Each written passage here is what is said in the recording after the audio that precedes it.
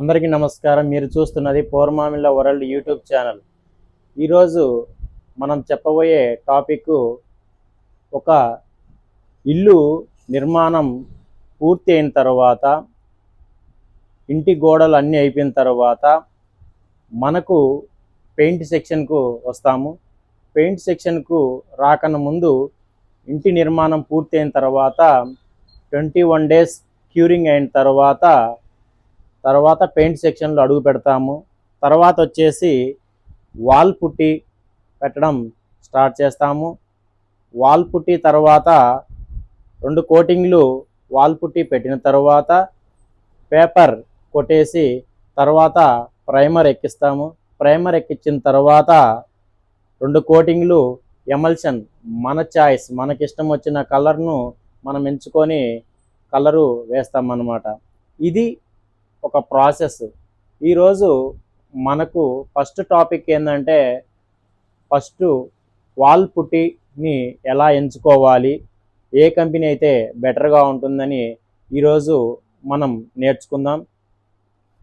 అన్ని కంపెనీలు, చాలా కంపెనీలు ఆదిత్య బిర్లా కానీ, జేకే వాల్ పుట్టి కానీ, ఏషియన్ వాల్ పుట్టి కానీ, బర్జర్ వాల్ పుట్టి కానీ, ఏ కంపెనీ తీసుకున్నా కూడా 2 types 2 రకాల వాల్ పుట్టిని తయారు చేయడం జరుగుతుంది.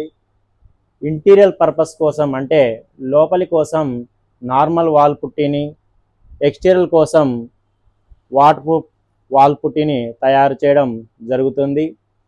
ఈరోజు నార్మల్ వాల్ పుట్టికి, ఎక్స్టీరియర్ వాల్ పుట్టికి మధ్య తేడా ఏంటి మనం ఈరోజు గ్రహించుదాం. ఎక్స్టీరియర్ వాల్ పుట్టి ఒక చిన్న ఇంటికి 10 బస్తాలు పడతాయి అనుకోండి. ఫర్ ఎగ్జాంపుల్ 10 బస్తాలు ఇంటూ 800 రూపాయలు ఒక బ్యాగ్ వేసుకున్నా కూడా 8000 రూపాయలు అవుతుంది. అదే water proof bag, water proof wall పుట్టి మనం 1100 రూపాయలు మనం కంపెనీ మార్కెట్లో చూసుకుంటే 1100 రూపాయలు ఇంటూ 10 బ్యాగ్స్ వేసుకుంటే 11,000 రూపాయలు అవటం జరుగుతుంది. కానీ నార్మల్ పుట్టికి, వాటర్ ప్రూఫ్ పుట్టికి మధ్య తేడా ఏంటంటే, ఒక ఇంటికి 10 బస్తాలు నార్మల్ పుట్టి పడితే ఓన్లీ 8 బస్తాలు మాత్రమే వాటర్ ప్రూఫ్ వాల్ పుట్టి పడటం జరుగుతుంది. ఎందుకంటే వాటర్ ప్రూఫ్ వాల్ కేరు చాలా కవరేజ్గా వస్తుంది. ఫస్ట్ ఆఫ్ ఆల్ ఇంకో విషయం తెలుసుకుంటాం ఏంటంటే, ఈ 10 బస్తాలు వాల్ పుట్టి 800 రూపాయలు అన్నప్పుడు 8,000 రూపాయలు అవుతుంటే, ఇక్కడ 8 బస్తాల వాల్ కేరు దగ్గరగా 8,800 రూపాయలు. అంటే దగ్గరగా మనకు వచ్చే డిఫరెన్స్ వచ్చేసి ఓన్లీ 800 రూపాయలు మాత్రమే. ఈ విషయాన్ని గ్రహించుకొని మీరు నెమ్ము వచ్చే ప్రాంతంలో ఎక్కడైనా ఉంటే వాటర్ ప్రూఫ్ వాల్ కేర్ను ప్రిఫర్ చేసుకుంటే చాలా మంచిది. వాటర్ ప్రూఫ్ వాల్ కేర్కు నార్మల్ పుట్టికి మధ్య తేడా ఏంటో ఇప్పుడు మనం లైవ్లో చూద్దాం. స్టాప్. ఇప్పుడు మనం వాటర్ ప్రూఫ్ వాల్ కేర్కు, నార్మల్ వాల్ కేర్కు మధ్య తేడా ఏంటనేది ఇప్పుడు స్పష్టంగా మనం గమనించుదాం. ఇప్పుడు ఒక డిస్పోజ్లో నార్మల్ పుట్టి, ఒక డిస్పోజ్లో వాటర్ ప్రూఫ్ వాల్ పుట్టి తీసుకున్నాం. ఈ రెండిట్లో ఏది మనకు వాటర్ ప్రూఫ్, ఏది నార్మల్ పుట్టి అనేది మనకు క్లియర్గా తెలియదు. అది ఎలా మనం ఫైండ్ అవుట్ చేయాలన్నది ఇప్పుడు మన కాన్సెప్ట్. ఇప్పుడు 2 డిస్పోజ్ గ్లాసులో నార్మల్ పుట్టి, వాటర్ ప్రూఫ్ పుట్టి తీసుకున్నాం కదా. ఇప్పుడు వచ్చేసి దీంట్లో వాటర్ మనం నింపడం జరుగుతుంది.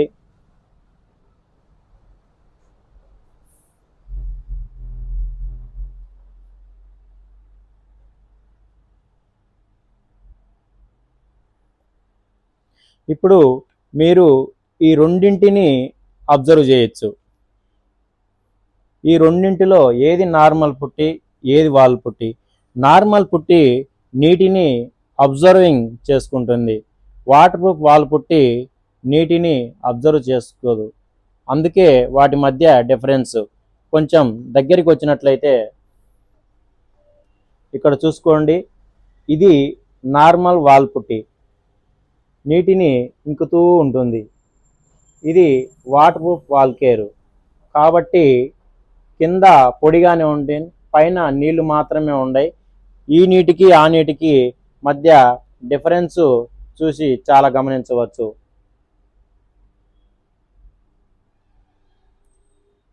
దీంట్లో రెండింట్లో మనకు క్లియర్గా అర్థమవుతుంది. ఇది నార్మల్ వాల్ పుట్టి, ఇది వాటర్ ప్రూఫ్ వాల్ పుట్టి.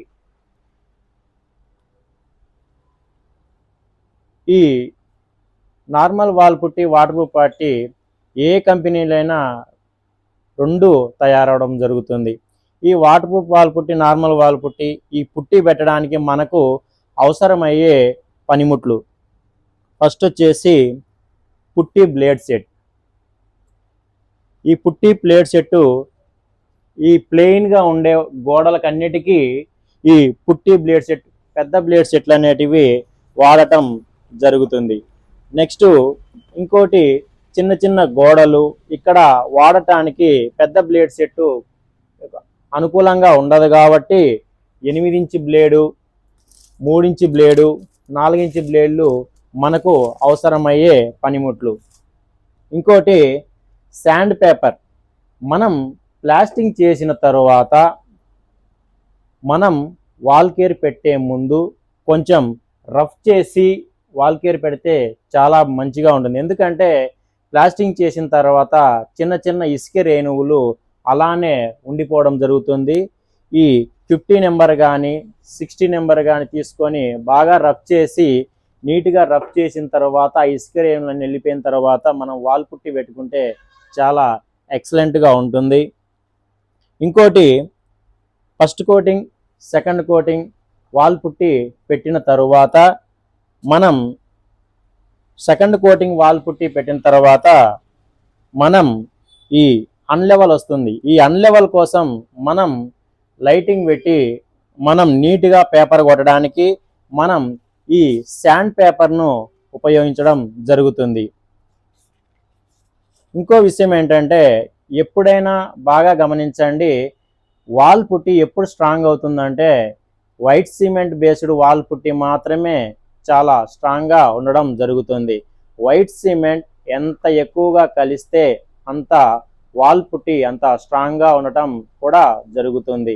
కొంతమంది పెయింటర్లు సులువు కోసం, పేపర్ ఈజీగా తెగడం కోసము కొంచెం తక్కువ వాల్ కేర్ తీసుకుంటే మీకు ఈజీగా పేపర్ దిగుతుంది, అంత నాణ్యత కూడా ఉండదు. ఎంత స్ట్రాంగ్గా దిగితే వాల్ పుట్టి అంత గట్టితనంగా ఉంటుంది.